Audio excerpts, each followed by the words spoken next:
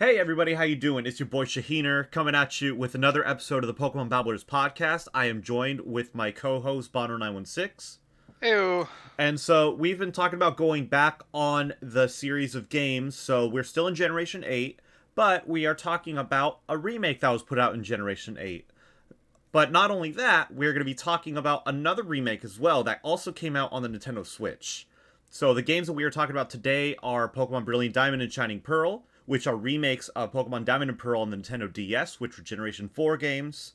And we are also talking about Pokemon Let's Go Eevee and Pokemon Let's Go Pikachu, which were remakes in a way like a reimagining, let's say. Let's say it's reimagining of I call it Pokemon the tech demo, is what I call it. yeah, the Pokemon the proof of concept, the tech Right. demo.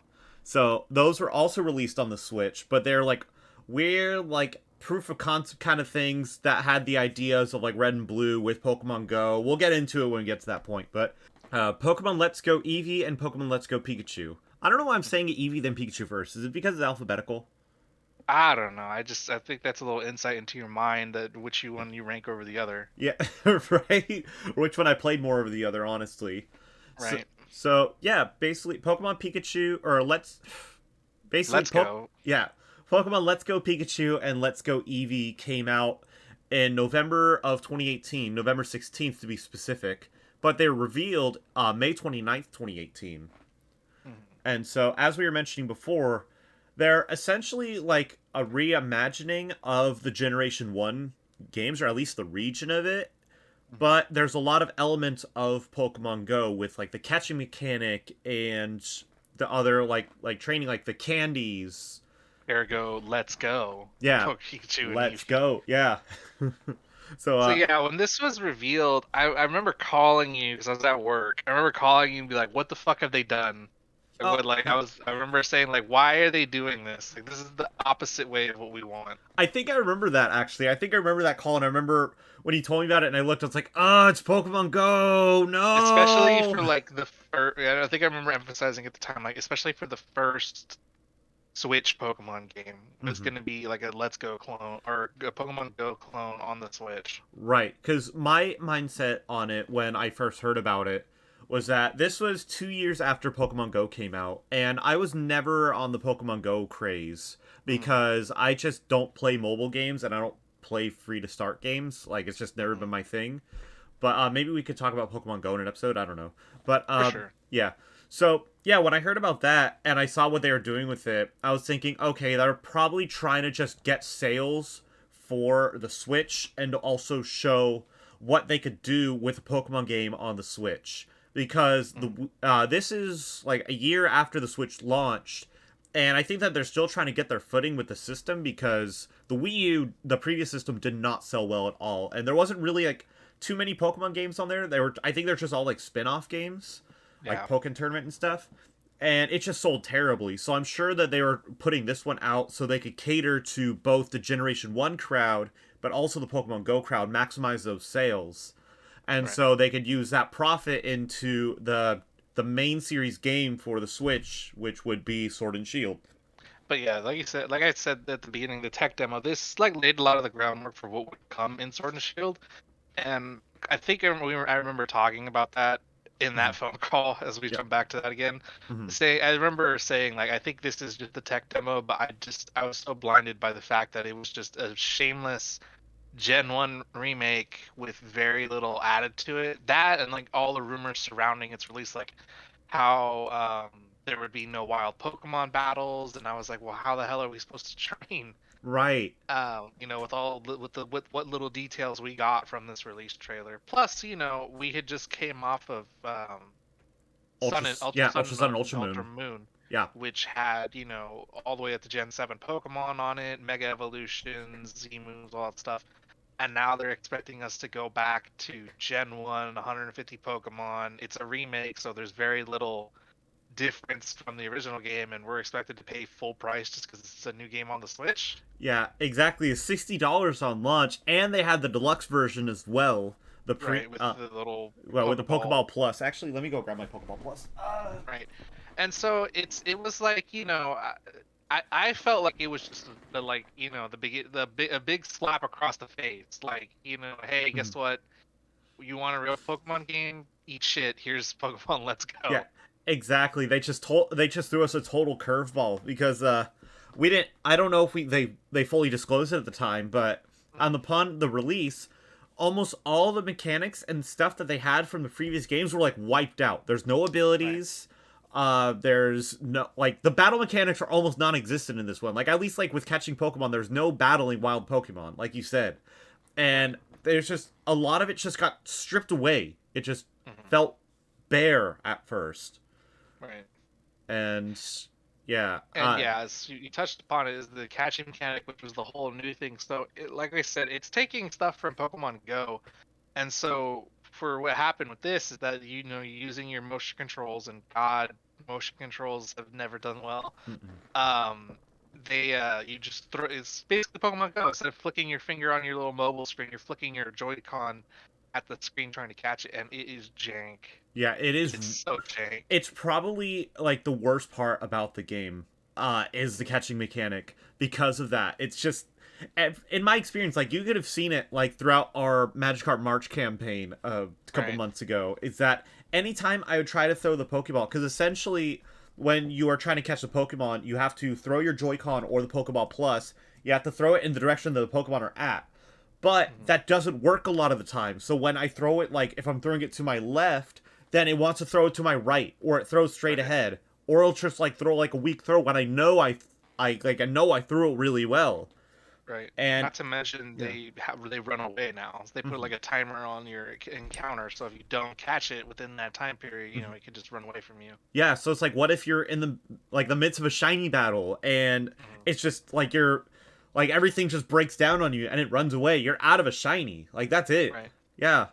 Uh. Right. Not to mention they also had the berries too, so you could throw like the berries from Pokemon Go. I think it's the Raz, Pineapple, and Nana. I think that's it. Yeah, Yeah. and yeah, that just helps you calm the Pokemon down and stop it from jumping. But yeah, it's very different from what we had before, and honestly, I can't really say that it paid off hmm like they were hoping it to, or I don't know what goes on in at Pokemon HQ, but if somebody was really like, oh my god, people are gonna love this, then I think that guy was sorely disappointed. Yeah. When you're battling the Pokemon, you have Right. the items from Pokemon Go, which are the Raspberry, the Pineapple Berry, and the Nana Berry. So Mhm. basically, for those that aren't in the know, or at least from my experience with Pokemon Let's Go, is that the Raspberry would help calm it down, like you said earlier, Mhm. and so that would make it so it'd be easier to catch. The Nana Mhm. Berry would basically, when you're battling the Pokemon, it'll show like a circle enclosing on the Pokemon, and so that Nana Berry will like stop it basically. Like it'll Mhm. stop it so that way you'll have a better catching chance of getting it. Because the smaller the circle, and if you get the like if when you throw the Pokemon it lands in the circle, you have a higher chance of catching it.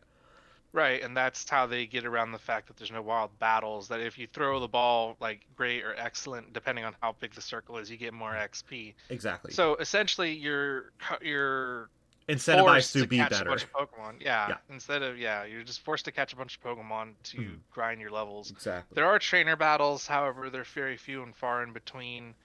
So hmm I believe you can beat the game just battling trainers, but it is in your best interest to just start catching Pokemon like crazy. Exactly. And I didn't realize this until way later. Is that also to catch Pokemon? Like if you play in handheld mode, you could use the gyro controls to throw where the Pokeball goes instead of like you don't throw your whole Switch. And so Hmm. honestly, in my experience, gyro was so much better with this. Like Hmm. compared to other Switch games or any kind of motion control games I played, the gyro worked so much better. Like it worked Hmm. really well with it. And honestly, that was my ideal way of playing, but unfortunately with streaming, I can't really like play handheld on it, so I was kind of Right, forced to use the Joy-Con or the Pokeball Plus. right. Yeah. But it did with the catching Pokemon, it did lay the groundwork for what we would see in all future titles thus far. Is overworld Pokemon. Yeah. It did have a Pokemon in the overworld where you could run in and encounter them. I don't remember. I don't think you could actually have like a wild encounter In the that grass. wasn't an overworld Pokemon It was the only way that you could encounter wild Pokemon was by encountering them in running the into them. overworld, which was Yeah. great. It was perfect. And also what was nice about it, you could see the shiny Pokemon in the overworld as well. Hmm. And And oh yeah, my that the shiny mechanic we'll get to later. But I just feel like the same. Like in Route 1, there's a ton of Pokemon, but in Mhm. like the other routes, like like the amount you saw just became smaller and smaller. There's not a lot of Mhm. consistency between routes and how many Pokemon you can see. I mean, in the later routes there are because it's a very small number, but going from Route 1 to like, the Viridian Forest to the route before Mount Moon, it Mhm. goes from like 10 spawns to 20 spawns in the Viridian Forest to like 8 Yeah, before Mount Moon. So, exactly. so it's like, you feel it might have been like a mechanical issue with the Switch handling that many Pokemon, Yeah, I or think it's a render game. issue probably. It might have been the game code, but it just feels like it didn't. Besides those two routes, it didn't really feel like a really filled in world. I mean, even when you're swimming between the Seafoam Islands and Cinnabar, I think like the max encounters are 9. Yeah, it's very low. Like it felt barren. A lot of the time it Right, just felt empty. right. So especially definitely seems like a misstep, especially when where you're being curtailed into catching Pokemon to get your XP. Mhm. So that's Yeah. a big negative I think of this game for that. But over, it did give us overworld Pokemon. It did Mhm. give us, encounterable shiny Pokemon Mhm. in the overworld, which we definitely appreciate that, Mhm. and for all that gave us. Yeah. But this game is a mishmash of mechanics, and it did follow through with Ultra Sun and Ultra Moon by adding ride Pokemon. Mhm. Not in the sense that you needed them to like move through stuff, but there are certain Pokemon you can ride in the game. I believe Aerodactyl, Yeah. Dragonite, Mhm. Snorlax, Charizard, Arcanine, Charizard, Lapras, Lapras, Dodrio. Dodrio. Yeah, there are a list of them, but Mhm. basically like if you could like take them out and like run, it also added, I forgot, skipped over that entirely, it did add back running Partner with Pokemon. Pokemon. Yeah. Yeah, Yeah, and so that was a feature, that was in HG hard gold soul silver. Everybody loved that. mhm. It was a little bit jank in this one because you definitely could outpace your Pokemon for sure. Yeah. Yeah, depending on the So Pokemon that you have with you, like if you have like Ditto with you or mhm, Ammonite or something like that, then they would trail really, really far behind you. But depending on the mhm, Pokemon that you have as your like favorite or your partner Pokemon, then you could like ride on them or however, like you could ride on Charizard and fly over things, or mhm. if you're an Arcanine, you could zoom through. But there's some Pokemon that go at the normal pace that you'd be walking at. So it's like each Pokemon kind of had their own uh like their own thing about them, I guess, their own like nuance. Right. And they did, I think they did the right Pokemon thing to show some love because they definitely had, a limited Pokedex. They only had the original 150 plus the Alolan forms plus Melmetal and Meltan, I believe. Yeah, Are the yeah, only this was are the first time that they were in like a main series game, and the only way that you could acquire them is from Pokemon Go and then transfer them to Let's Go. That was the first place that you could encounter them. So technically they're Gen 7 Pokemon, but it's right. just a weird way of acquiring them. So I feel like they added that just because, they had to give us something with the limited amount of Pokemon they're giving us. Right. So I feel like that, that's what it is. That's with that. I will say the Alolan form trades were pretty neat. It's Yeah. that, the only reason I'm saying it's neat is because it's like one of the very few things that's different from red and blue, Mhm.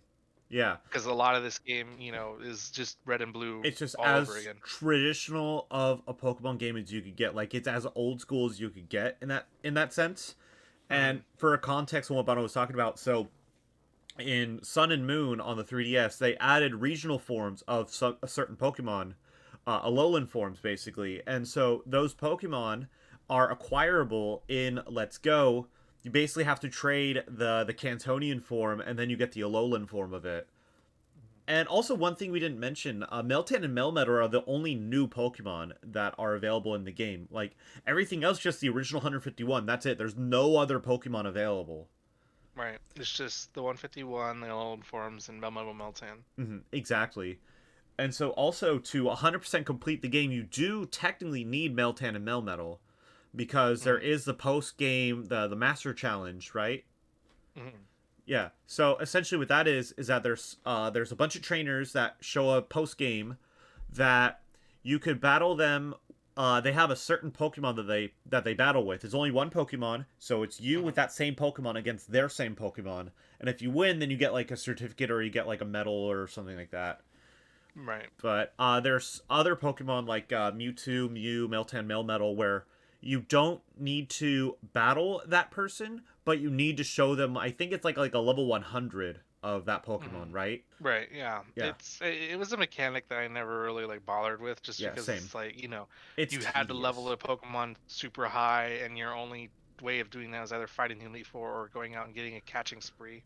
Exactly, and just the catching, it just gets so tedious. Like it's not as easy as, or you're using a lot of resources with it. Like you can't just go to the Pokemon Center and recoup a bunch of Pokeballs for free. Like no, you Mhm. have to constantly catch Pokemon to gain the experience, unless your Pokemon's that good enough where you could go through the Elite Four constantly. Right. And Because there's no yeah, rebattable trainers aside from the Elite Four, so mhm, you're limited in the amount of money you can make to yeah, buy the Pokeballs, which I did think they foresaw because the Pokeball prices are reduced in this game hmm, by about half. I believe a Pokeball is 100, yeah, and then an Ultra Ball is like 500. hmm, But at the exactly, same time, you're still limited in what you can do, hmm, yeah, and in terms of how much money you can make, which I don't think has been like a problem in any other Pokemon game, but it's definitely a problem here, yeah. especially because you can't. There's no items, so you can't give like your level 100 an amulet coin and blow through the Elite Four. Yeah, yeah, it's super super resource heavy. Yeah, and they don't even allow held items in this game Right. either. So, yeah, you're just stuck to like catching a bunch of Pokemon, getting catch combo because they're like you do get a little bit of money when you catch a Pokemon, but even then it's incremental. Like it's barely anything. I don't think you get money. I think you just No? get the items. No, Oh, you don't get money. never mind. But yeah, so I know that there's like some exploits that people could do, but even then that's only like just a small little amount that you could get compared to like battling the Elite Four. And even then, the money there is meh. And if you're suffering catching Pokemon wasn't enough, this game implemented co-op so that both of your friends can suffer catching Pokemon in an endless cycle. Mm-hmm. And yeah, like the co-op functionality, I don't know. Yeah, I mean, thanks, but Yeah. I don't think I really wanted it. Yeah, exactly. Especially when you're trying to synchronize catching with another person, Mhm. it's just difficult. So honestly, I It's ended just a up gimmick, using the co-op mechanic though on my own because it right? helped with catching Pokemon. Like it helped with Right. catching difficult Pokemon because when you have them synced, then you have a higher chance of catching something. So what I would do is that I would use the Joy-Con grip and put both the Joy-Cons in it, and I would just synchronize it and I'd just throw it, and it would like throw them 100% perfect. So I'd Yeah, use and that for it's just like shinies, especially. with the co-op mechanic, I don't can the second trainer run into Pokemon for you, or it has to be the No, first trainer? no, but they could stall a Pokemon for you though. So you could Ah, run into a Pokemon and it'll stop it for a second, and then you could go with your main character and yeah, battle so it. there's very limited functionality as to what the second player can do. It's basically like giving your little brother the unplugged controller is what you can do in this. Essentially, yeah. And they can help out in I mean, they make battles double battles Mhm. if the second player is connected, but in reality, like, you're doing very little battling in this game. Mhm. And so what exactly is the benefit of that? I didn't even know that about like Yeah. the double battles. That's cool. I didn't know that at all. Yeah, so like you can make the Elite Four a double battle, but it's just like, unless you're stacked, it really doesn't help. Hmm. Yeah, and And I all. can't imagine like any but like a adult or even children for that matter being like, "Oh yeah, let's play through this game together the whole way through." Yeah, I don't know. it's not something that you really think about anymore unless you're like really really young, Hmm. because it was definitely the thing to like the couch co-op games, like because that's the thing that Nintendo usually is known for. But I feel like that kind of gets lost nowadays, or maybe it gets lost with us because we're so stuck to like online playing that we just play whenever, and we become so good at the game that we just don't need co-op. Right. Yeah. Yeah. But on top of that, if it wasn't broken enough that you could now turn every battle into a double battle and use the entire power of another human mind and not a computer generated AI. They give you your starter, which could be either a Pikachu or an Eevee. You can catch the original Kanto starters, Bulbasaur, Charmander, Charmant. Squirtle. Actually, you get them as gifts, Hmm. like in the original Yellow, right? Like you Yeah, get Bulbasaur you and do get them Cerulean. as gifts, but you can also Hmm. catch them. Yeah, but you can also catch them. Yeah. I think I actually caught a Bulbasaur in Viridian Forest before I got the Bulbasaur in this Cerulean City. Gotcha. Yeah, I don't think. Yeah, I didn't catch any of them before I I think that's just because acquired them. Bulbasaur's available there, Yeah. and Charmander's available before Mount Moon and after, Yeah. and then Squirtle's only available in the Seafoam Islands Uh, to wait, no. catch. You can get Squirtle in the route above Cerulean. Oh, can you? Oh, I Yeah. didn't catch one there then. Yeah. But yeah, you can catch them, and you also get them as gifts. But basically, you get your starter as either Pikachu or Eevee. And so they took the friendship mechanic that was like somewhat in Ultra Sun and Ultra Moon. Like it had very little effect in those games. Mm-hmm. But it's like dialed up to the max in this game. So like your Pikachu can like dodge attacks just straight up. Mm-hmm. It basically has like an inbuilt focus band and can survive, attacks. Yeah. And then also it just has like access to like broken moves that Yeah. do like exorbitant amount of damage. Exactly, because they added a lot of moves to make the starter more versatile, and like the game really tries to encourage you to use a starter because you'll get notifications on your starter's mood. So if you don't have it in the team, it'll be really upset at you, and you'll get notifications on it a lot. Right. And so they Not to really, mention, yeah. go ahead. I was saying, not to mention, they also dress it up like you, Mm-hmm. and give it access to costumes as well as yourself. Yeah. So they really are trying to tie you to this Pokemon Mm-hmm. to play with it or to use it the entire game. Yeah, and the moves that you get from it, like Bono was saying, is that you could go to certain move tutors and it'll teach it a move, and especially it could be a move where the typing is completely different from what it would normally know. Like you could teach Pikachu like fighting type moves, and like Eevee like fire and water and fairy and psychic moves. Like it could learn basically any type of attack, and they're insanely broken. Like they're so, yeah, it's just so broken. Right? It's a crutch that I don't understand why they thought it was necessary to have, especially with how overplayed Gen 1 games are. I mean, I don't know about like younger kids because every year more and more Pokemon fans are born, but I just don't see at least from the gameplay perspective, I don't see like how they were in the office and they're like, what does this game need? Oh, we need to we need to add a Pokemon that has access to every type of move, has inbuilt focus sash, and just can dodge attacks all without a whim. I guess they're trying to do like the partner, like like the Pikachu in the show, but even the That's Pikachu exactly what I was in the thinking. show loses A and lot. a lot and stuff like that. And this thing seems they just both seem out of place. I don't Yeah. know. I think they're It's just like you trying to said, they're broken. I think they're just trying to prioritize it as like the mascot, and that the mascots are so much better than everything else, and that they could do everything. And Right. yeah, it's just weird.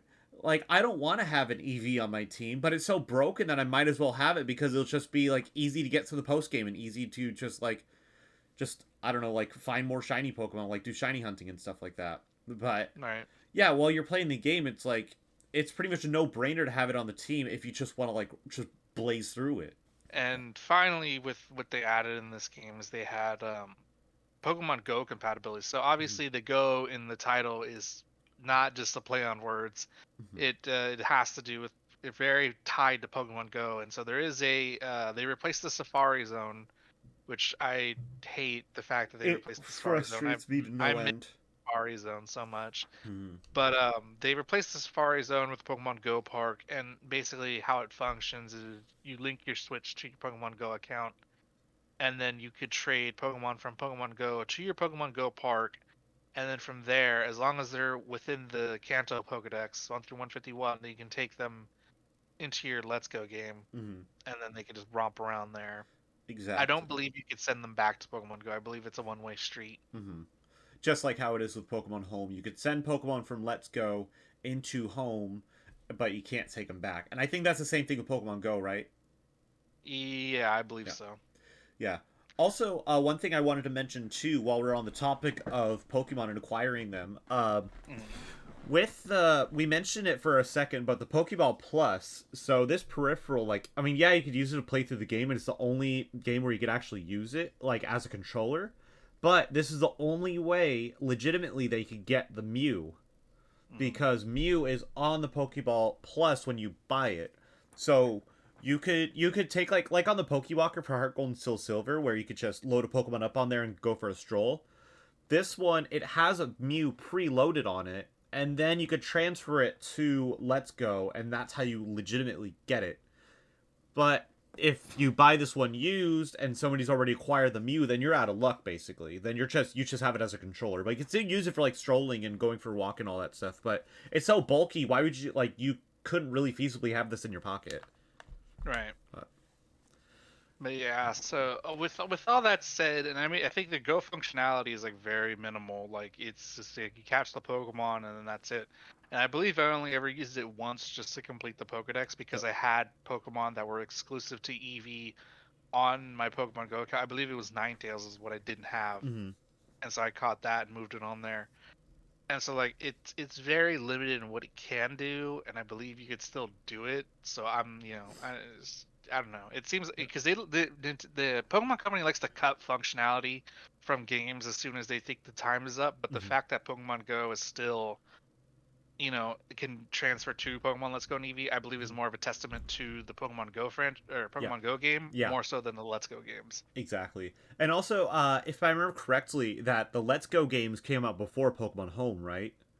I believe so. So I Yes. remember there was that short interval of time where we were like trading with each other too, because I had Pikachu, you had Eevee, and so we were trying to like trade in between each other of like stuff that we didn't have to also try and complete the Pokédex. But then when Pokemon Right. Home came out, that pretty much got rid of like the could we trade this? Because you could just put your Pokemon from like Go, or if you have it from a previous game that you're transferring over, then you could just like yeah. Right. And before we go into final ranking and overall thoughts for Pokemon Let's Go Pikachu and Eevee, I'll go ahead and state for the record that when it came out, I for the first like maybe year and a half after its release, I didn't get past the second gym Mhm. because I just was not invested in the game. You know, I was the opposite. Like, Mm, I'm shocked on how much I actually enjoyed playing Let's Go. As mm, despite of all like the smack talking we were doing about the game, like I really enjoyed my time with it. That mm, well, basically my trajectory of the game is that I originally had Pikachu pre-order because I think after a couple trails, I was like, this like I'll give it a shot. Like it's Pokemon, maybe I'll put in some money and that they could put in a quality product later on. But I had a pre-order because I had the Best Buy's Gamers Club, so it gave me a 20% off on my pre-order. But then they were ending the service, so they sent me a 25% coupon to be like, "Hey, thank you for using our service." So I was going to cancel my pre-order and then pre-order it again with the 25%. Little did I know is that it gave me both. It gave me the 20% and the 25%.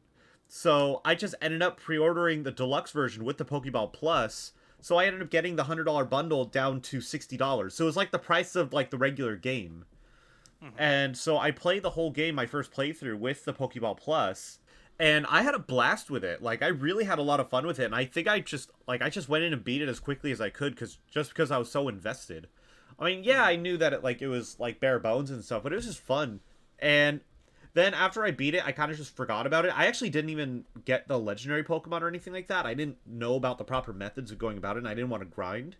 But then later on down the road, I got Let's Go Eevee for a good price, and so I played it. I believe I played it on stream on twitch.tv/Shaheener. But sorry, I have to do that every episode.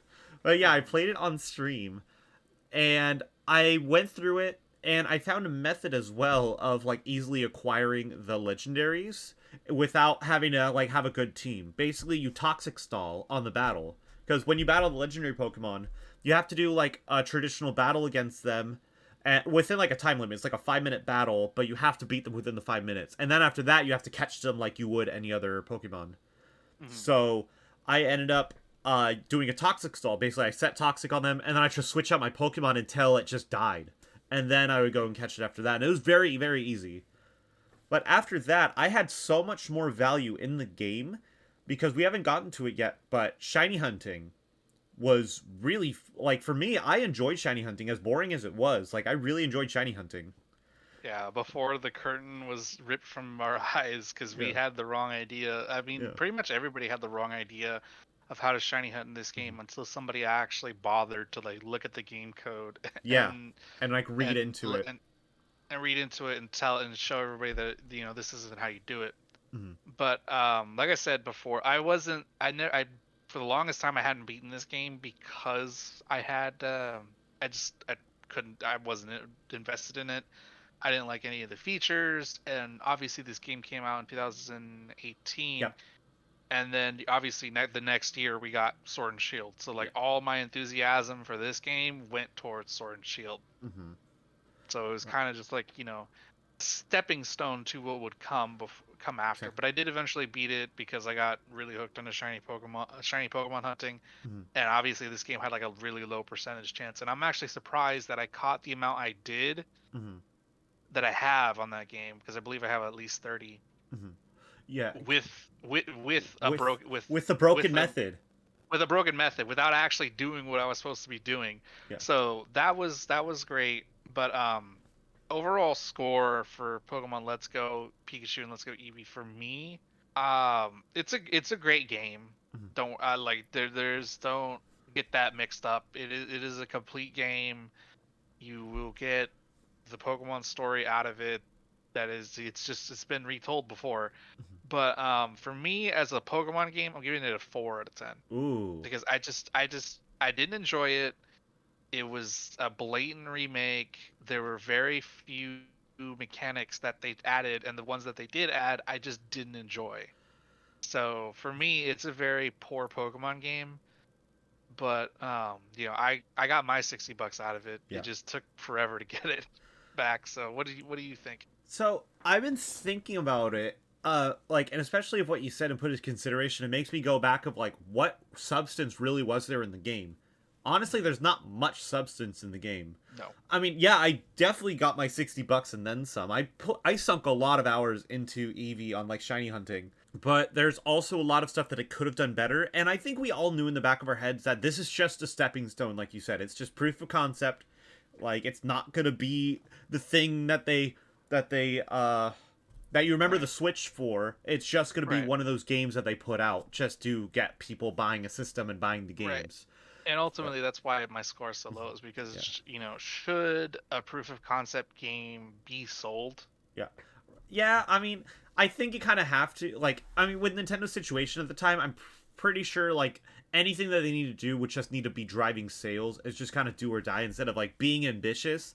Like, you can't put out like super obscure game and expect it to sell systems. You need to put out Gen 1 Pokemon because that's nostalgia. Like they definitely have a good market on nostalgia and cashing in on that. So, I mean, Right. with everything said, I'd probably give this like a 6.5, I would say. Like, I was thinking originally like, I was going to give it like a 7.5, but then I realized, like, wait, there's not that much substance. I'll give it like a 6.5. Like, I don't They hate it, but at they least changed the story Shiny very Hunt. little. Yeah, Shiny Hunting will bring me back to this game. Like, for sure. But I do Right. feel a little bit burnt out with Magikarp March that we had. Uh, Hmm. which, for context, Bano and I had a challenge throughout the month of March to see how many shiny Magikarps we could catch in Let's Go. Right. I mean, granted, we went for like 2 weeks and then we stopped and then we went for one more day. But Right. that was just because there were like health issues that went in that. So, Right. um, And going back to what the story, like they introduced two new characters, and it's like Chase and something else. I don't remember what their names are. I don't know. Um, but they still have red, blue, and green in the game, and then you still fight Team Rocket like nothing changed, Yeah, exactly. even Like though these characters exist. the So it's timeline like I errors don't. are weird. Right. So they added not the basically nothing, Hmm. and Yeah. that's why my score sits so low. But 6.5 for you. Yeah, 6.5 for me. I'm gonna set it at 6.5. Like it's sufficient, but Mhm. there could have been more. And Right, yeah, because they set the precedent for themselves with Fire Red and Leaf Green. If yeah. you were doing a remake, and Mhm. they added like the entire Sevi Islands plus that whole storyline, Yeah, on a plus Game Boy access Advance game. on a Game Boy Advance game, plus access to Gen 2 mons. Well, Yeah, obviously that was because they needed to, in order to get the full Pokedex, and that's the Gen 3 episode down the line, yeah, which I'm thinking because of how big it is, it might be like a couple parts. yeah, and yeah. For basically like they've, like you said, they set the bar so high, not only with Fire Red and Leaf Green, but just the remakes in general up until this point. Like, Fire Red and Leaf Green is amazing. Heart Gold and Soul Right. Silver are arguably some of the best Pokemon games ever released. And Omega Right. Ruby and Alpha Sapphire were still pretty good on their own right, too. But then Let's Right. Go, just like, it goes from all those highs to, like, like mid. I like that train of thought, but that is the last thing I want to talk about after we wrap up this I episode. know! I know! I'm So so so invested in it. taking the steam out of Alex's train Yeah. here, we're gonna Whoop, go into whoop! the other game we have, because let's face it, both of these remakes that they've made are basically just rehashes of games we've already played. So there's not too much to talk about with them. So we decided to cram both of them in this episode. Yeah. So obviously we're going to talk about Brilliant Diamond, Shining Pearl. Yeah. And these games were revealed to us on Pokemon Day 2021, Yeah. so last year. Yeah, February As of it 26th, was when this is recorded. 2021 was when it was And revealed. But it didn't they come out were for another released. 9 months. Yeah, it didn't come out for another 9 months. It was released in November, obviously the month for Pokemon games to come out. Yeah, second week of And November. you know, the reveal trailer kind of like set us up for like different things. I know a lot of people picked apart like the battle screen for graphics, and they were saying like, wow, they're way better than Sword and Shield, or that like some stuff was better than Sword and Shield. But the biggest thing that threw a lot of people off was the fact that the character models were going back to like their chibi, like like bite-sized Pokemon sprites, which it depended on where you fell on it. Either you hated it, you loved it, or you didn't care. I didn't mind it. I didn't honestly. I'm in the same camp. I didn't care. Yeah, I'm more in the indifferent where I didn't care. I know people that were really, really upset with the chibi, but Right. there's some people that loved it. But I feel like that the people that loved it were like a very, very quiet part of it. Like they're very silent compared to like the people that were like yelling and upset. And generally, whatever. when Pokemon fans hate something, they They very let it much know. drown They let out it be known. yeah, they drown out everybody Like else with their Dexit. hate. Right, they like to exit, Yeah. which I mean, That's is that's fair, a situation we could talk about later. but from the chibi size thing, it really kind of just like, as some people accepted it at the outcome, a lot of people were hopeful, but when they did that, they really just set in stone what these games were gonna be, and I think a lot of people just didn't read the writing on the wall that these games were just gonna be exact copies of Diamond and Pearl. Which I don't know if we should have expected. I mean, maybe with the trajectory of how lackluster Let's Go was, maybe it was inevitable that they were just going to do the most bare bones There was definitely remake. some crackpot theorists that were like, "Oh, this game is just going to be a rehash," but I think a lot of people were hopeful as to what this game would be. But I can say now in retrospect, like seeing the chibi in the trailer probably was the writing on the wall that this game was going to be an exact copy. Yeah. Because there were a lot of people that were like, "Oh, I hope they adapt the Platinum storyline," and "Oh, I hope we get the Battle Frontier, and the Platinum outfit." Because a lot of people were like, "He's just in the Diamond and Pearl outfit. Where's the Platinum outfit? Like, oh my God, where is it? Oh wait, there was snow on the way to the thing. This game has Platinum. Oh my God, there was a Houndoom in the trailer. This game has to have Platinum aspects of it." But ultimately, what we got, yeah. But graphics wise, I don't think the game was bad. It was just the DS graphics on the Switch. Just a little bit more 3D, like a little bit more modern. A little more polished 3D. Yeah. Yeah, but that's really it. And also, this was the very first time that there was a different developer that made made a Pokemon game, like a main series Pokemon game. I mean, granted, Game Freak had their supervisory role in it, like a very, very strict supervisory role, but there was a different company that made developed the game. I think they're called Ilka. They're the people that made Pokemon Home. Right. They made. I mean, well, do you consider this a main series Pokemon game? I consider a main series. Because there is another company that did make a Pokemon game that technically wasn't a main series Pokemon game, but did have like most of the aspects of it. Obviously, talking about Pokemon Coliseum XD. Right. Yeah. So I don't know where you fall on that, but yeah, I wouldn't call those main series because they're not introducing new Pokemon, or at least it's not like a traditional Pokemon game. I feel like those are considered the best possible spin-off game you could ever do of a video game ever. Right. But yeah, so the company Ilka developed this game with oversight from Game Freak, but with that, it was great because it's like, hey, Game Freak can actually have time to make a good Pokemon game while they subcon out the remake to this, this other company, and a lot of people were, like, oh, I don't think Ilka can do it, or what we've seen so far doesn't impress me. Mm-hmm. But ultimately, they delivered on a product that I guess was promised, because we did get a remake of Yeah. Diamond and Pearl. Yeah. It just wasn't the remake everybody wanted it to be. Yeah, and it's not like the genie's lamp thing where it's like you wish for something and then something goes horribly wrong with it. Like you technically get what you want, but it turns out horribly wrong. You just got what you asked for. You just weren't ambitious with it. You just sort of like give me a remake of Diamond and Pearl. That's Right. And all it is. I think that had to do with Game Freak oversight. I think that maybe if they had given Ilka like free license to do, we may have gotten that game. Yeah. I don't, I say that, but I don't know like how ambitious the people at Ilka are. Yeah, because I mean that all we know them for is cloud storage essentially. Because I feel like if Game Freak was like, we're giving you free reign, and if you do well, we'll give you X amount of the profits, Mm-hmm. Probably. then that could incentivize Ilka to be, go all about and above, and make the best possible remake they can do. Right. Whereas if Game Freak was like, no, I want you to just remake the game, and you'll get X amount, Yeah. like a basic boring corporate transaction, like Yeah. remake the game, and no matter how bad it does, we'll give you X amount Yeah, of just money. yeah, exactly. It's just like just make the game. Don't take any liberties with it. Just make Right. it as 100% to the DS games as you could possibly get. Right. Like you're And there's no way of ever yeah, knowing like what those conversations were, yeah, unless those people speak up. But yeah. I we're doubt just they left will. we're left to I'm yeah sure. we're left to speculate in here, and this is what we're at. With that said, they did add a couple of new things, mainly the underground overhaul from Mhm. the original game. So what Right. they did is, the original game, you could go underground, mine for fossils, interact with people online.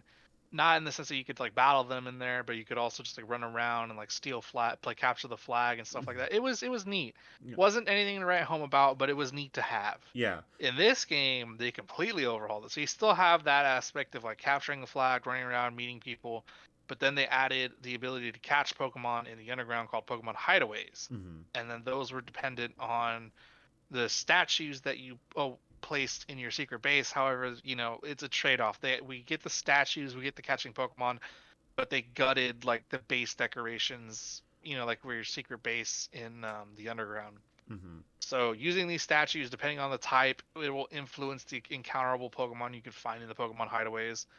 And when they showcased those, and then they showcased the Platinum Pokemon, a lot of people were like, oh, "Okay, this is how they're going to introduce the Platinum Pokemon," while still sticking to the original Diamond and Pearl plotline. Hmm. Right. And And I think so, that this was one of the games where I actually like intently looking for information on it, just mm, because it was a remake. So I wasn't like I want to go in blind, like in Sword and Shield and whatever. Like those ones, mm, I didn't want to know anything. But with this one, I'm just like, give me all the information I could get because like I right, just want to know how ambitious they were going to get with it. And this probably, like right. you said, it's the most ambitious that they got with anything relating to like a remake. Right, and it's when it happened, when we first did the underground, I remember like definitely like staying there, Mm-hmm. like going looking for the statues and digging around. It Same. definitely ate up like a chunk of my time. But after a while, the not the nostalgia, but like the effect kind of faded, and I kind of just like grew out of it and was like, "Oh, okay, time to move on." Yeah, it was a good week. It was a good week. Yeah, it was a good well for you, week for you. It was like a day and a half for me. But Yeah. yeah, it definitely like faded, and they did incentivize going back, because once you get like the national decks, you get access to all gen 1 through 4 Pokemon through that method Mm-hmm. and stuff like that. But yeah, that by far is probably like the biggest overhaul or change that they've made to this game. It's discernible. I mean, there are other changes, like they added following Pokemon back as a thing. Also, they add, if it's shiny, it is shiny in the overworld, so that is also a thing. Hmm. But there's not too much change that they added, and that's just one of them. Yeah. Because I wasn't super aware about a lot of the Diamond and Pearl mechanics until this, because I didn't get into Generation 4 until Platinum came out, because there was a point where like I just wasn't interested in Pokemon and like I was getting bullied and whatever. But yeah, like I didn't like there was a gap in time there where I didn't pay attention to anything Pokemon until Platinum, like the week that it was coming out.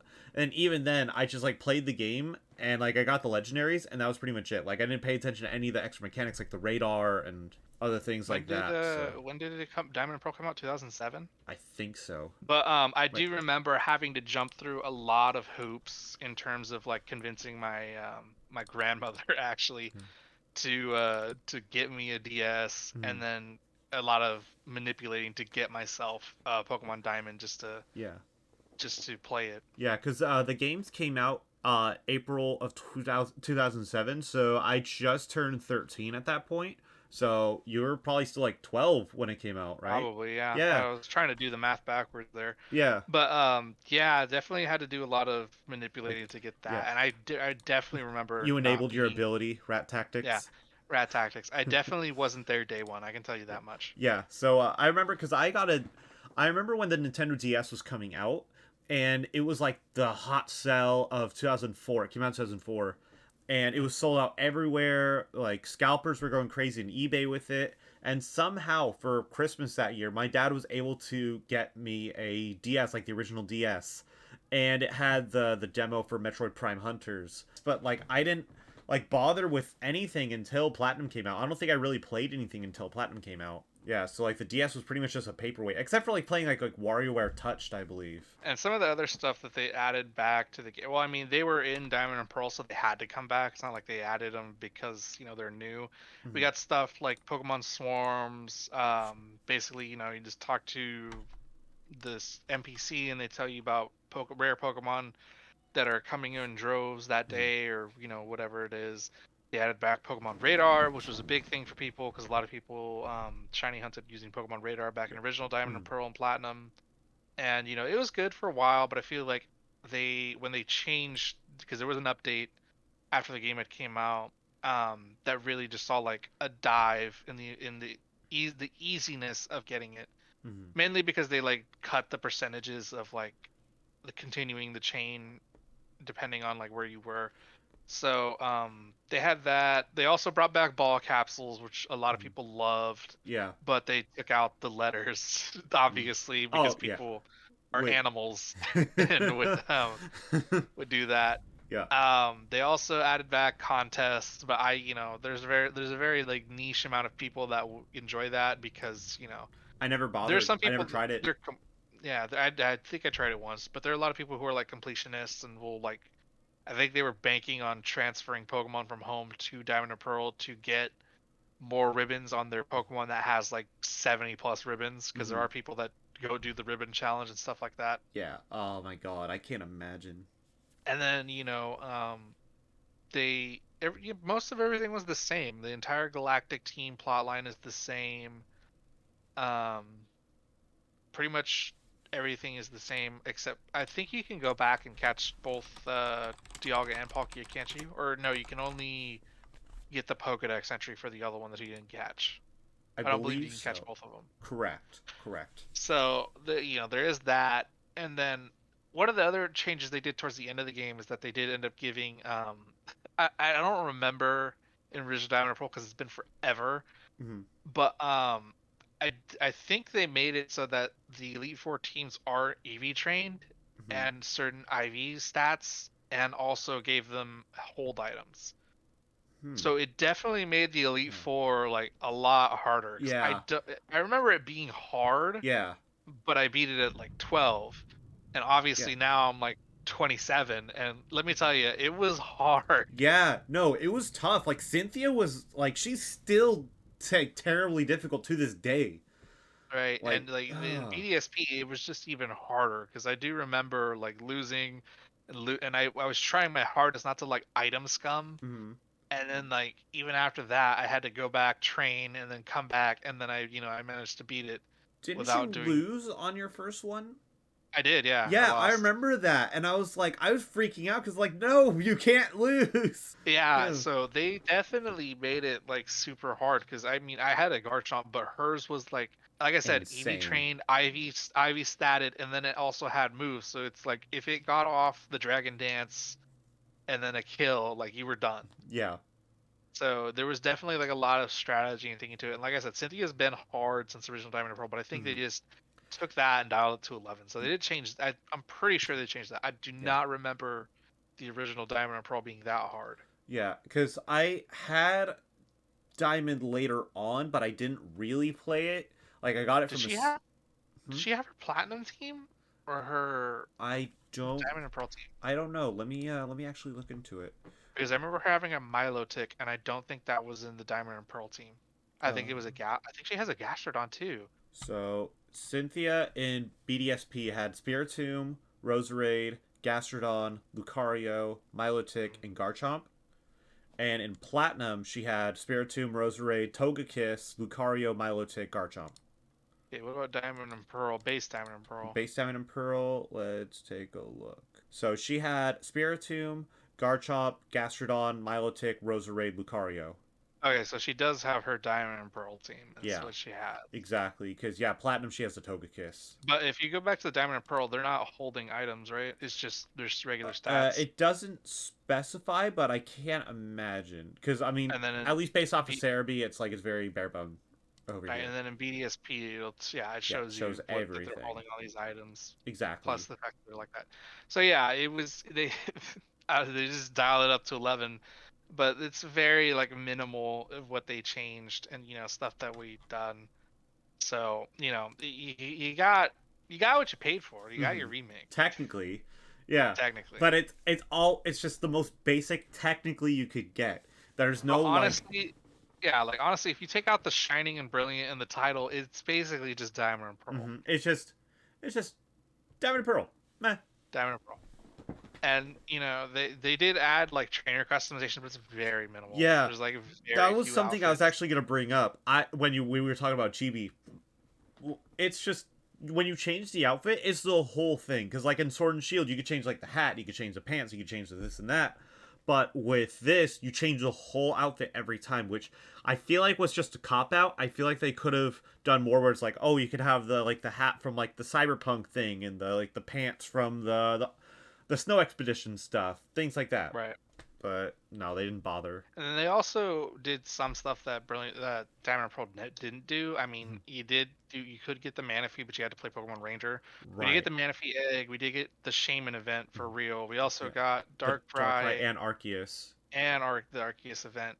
Hmm. So But that we did. a lot of those were timed or like limited events where they only Right. offer them for like a month or a couple months. Which is pretty crazy to me because it's Yeah. like we used to go from events that were at like GameStop that were there for like Mhm. months Yeah. to like, oh hey, you have a month to sign to log Yeah. in, get this Exactly. thing, And then it's and like you that's never it. get it. Like they should like at least offer it like a month and an off month and an off month and an off month. Like they shouldn't completely get rid of it. Like where's the functionality after that? Like the Right? only way you Didn't we could do have an that is by entire trading year of or legendaries, by like modding.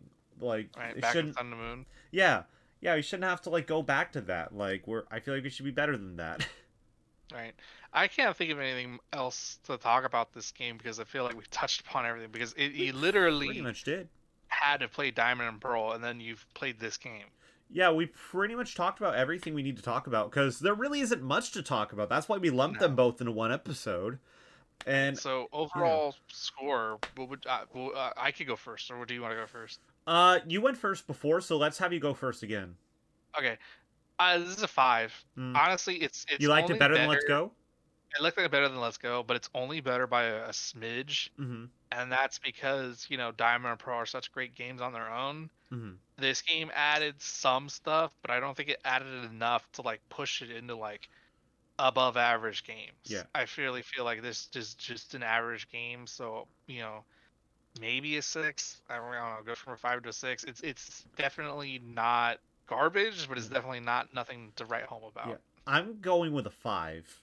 Like I 5. like Let's Go a lot more than this because I feel like with Let's Go they're trying stuff at least. Like they're doing something with it. I mean, yeah, granted it's the same Kanto game that we've gotten a million times over, but they tried something new with it and at least they could say that at the end of the day that they tried. With this one, I feel like that they just did the most minimal effort and that like And let's be let's be clear on who they are. It's definitely Game Game Freak. Freak Game Freak is the they, by the way. is the one that definitely made this Yeah. game. I feel like that it all comes down to Game Freak about what they want the product to be. And I feel like that Right. this one is just like when they subcontracted Ilka for it, they're just like make it as technically correct to this as possible. Don't take any liberties unless we tell you to. But Right. yeah, it's as just correct technically correct as you could get, and that's it. And that just Right. doesn't pique my interest. I want them to be ambitious. I want them to make me feel something because like I didn't feel upset and I didn't feel happy, like excited. Like I felt just neutral, and I want to feel something. Like at least Sword and Shield pissed me off a little bit before it made me like Right.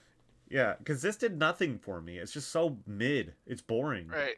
This game got smothered in its cradle because obviously, what, 3 months later, 4 months later, 2 months we got later, it was 2 months two later. months later, we got Legends Yeah, Arceus. Legends Arceus, which is going to be the next episode we are going to discuss. Right.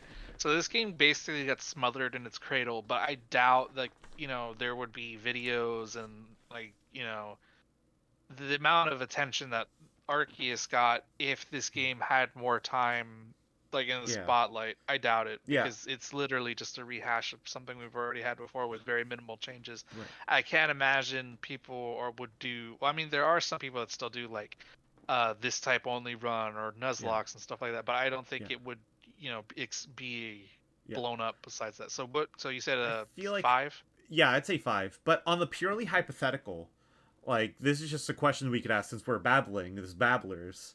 Mm-hmm. If we didn't know that Legends Arceus was coming out at all, and this was the game that Game Freak was making, not Ilka, that Game Freak, do you feel like that there would have been more like care and attention and ambition to go into it, or do you feel like we would have gotten the same product?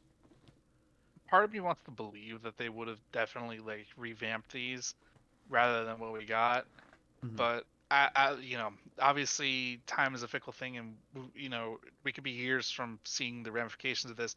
But this could also have just been like a test for Ilka, and if Yeah. Ilka had delivered, which I'm pretty sure they did, Mm-hmm. because I can't, I could point the finger all day long, but eventually all fingers point back to Game Freak. Mm-hmm. I feel like this was a test for Ilka, that if they could be given the license and given the time that they were given to create a product that people would like and enjoy, um, that maybe Game Freak would be willing to offer them more work and maybe be willing to give them more of a like Mm-hmm. lengthen the leash on what Ilka can do and what they can't do, Right. and then that way Game Freak proper can focus on other games like Mm-hmm. Legends or Scarlet and Violet, obviously. Mm-hmm. Because if Game Freak had to do the remake Arceus and then Scarlet and Violet, I feel like the time scale would have been a lot more. I don't think we would have Yeah. gotten Scarlet and Violet till like maybe 2024, and then Mm. Arceus may have come out 2022, and Diamond and the Yeah. Brilliant and BDSP came out when it Yeah. did. And as long as the products come out quality, as long as the games come out quality, then I'm happy with it. Like I don't mind if they go like 2 years without a game because like when you churn them out every year, then we're no different than like the Call of Duties of the world, like and the FIFAs and all that stuff. Where Right. it's like I feel And like this that if they game, take more time with it, then they can add more ideas and ambition with it. Like Assassin's Creed's doing that right now. Like right, they're adding ideas to it, and people used to trash on them all the time for every year. right. And this game definitely had like a couple bugs, but it wasn't broken. It was definitely playable, Right. and I don't think there were any like game breaking bugs like where if you did something, it Used at to, least but they patched it. yeah, at least to the expense that like if you were knowingly doing the exploits and then your game bricked itself, Mm-hmm. well that's on you. Yeah, exactly. But there's But not like if you're just playing it day to day and then right, life happens, like you're not like that's yeah, it wouldn't really happen to you.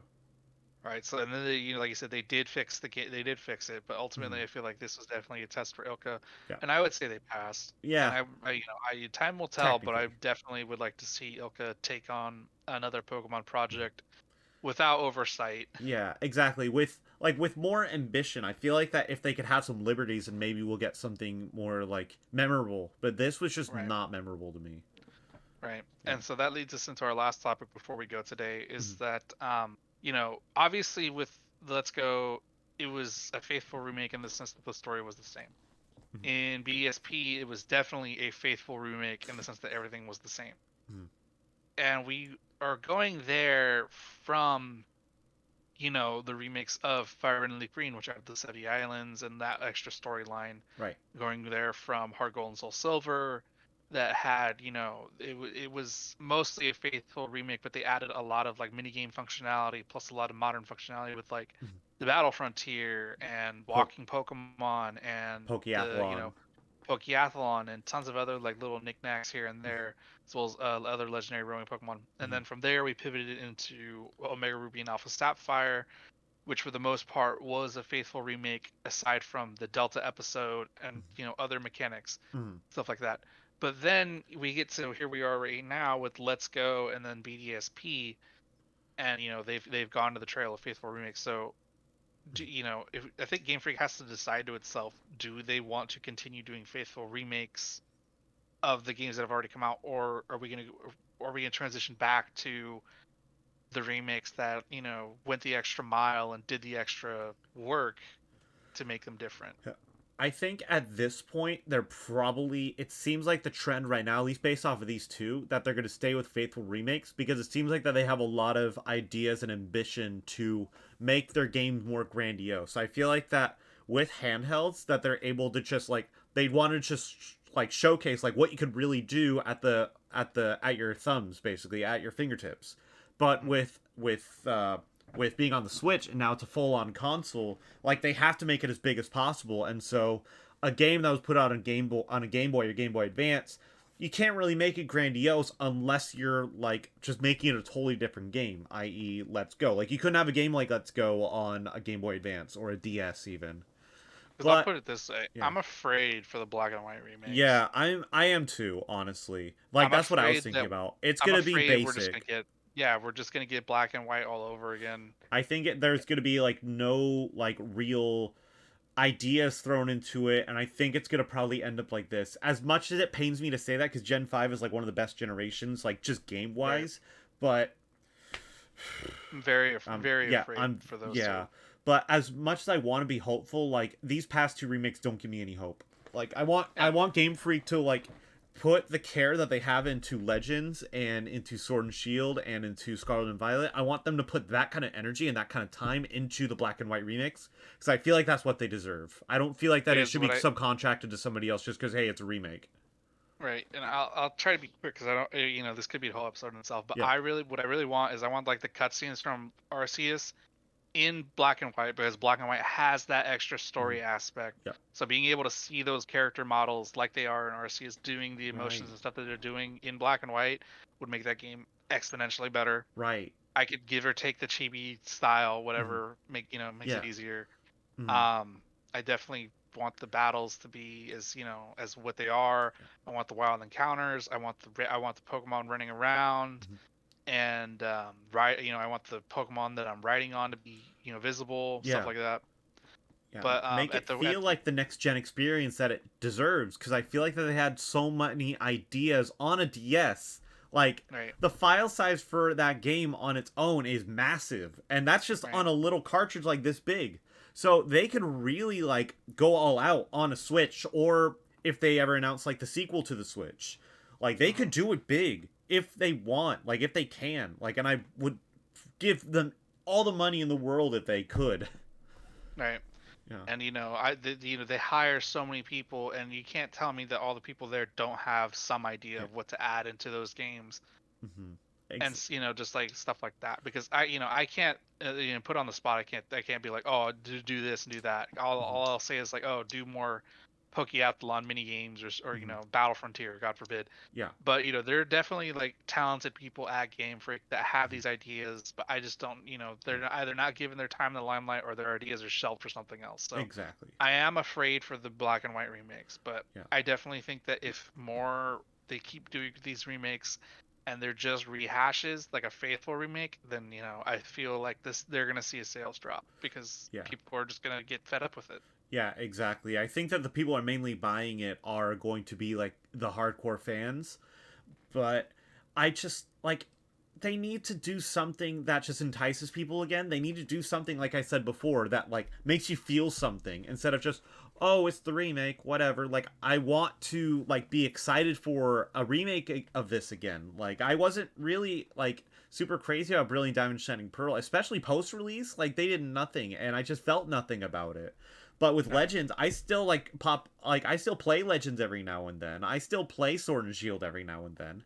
Heck, I'll go back to Heart Gold. I'll go back to Fire Red and Leaf Green because they added something and it made me feel something. But like the way that they're going, they're not like it doesn't seem like that they care anymore. At least about the remakes. These two could just be bumps in the road because, like we said, Let's Go is basically a tech demo, Mm-hmm. and then BDSP was the ILCA test. So hopefully we're right, and hopefully these are just there's two stepping stones onto better things to come. Because, like I said, I am afraid for Black and White, and I'm just hoping that this is just a small blip. It sucks that it happened in Gen 4. Yeah. Because every Pokemon game is someone's favorite. Mm-hmm.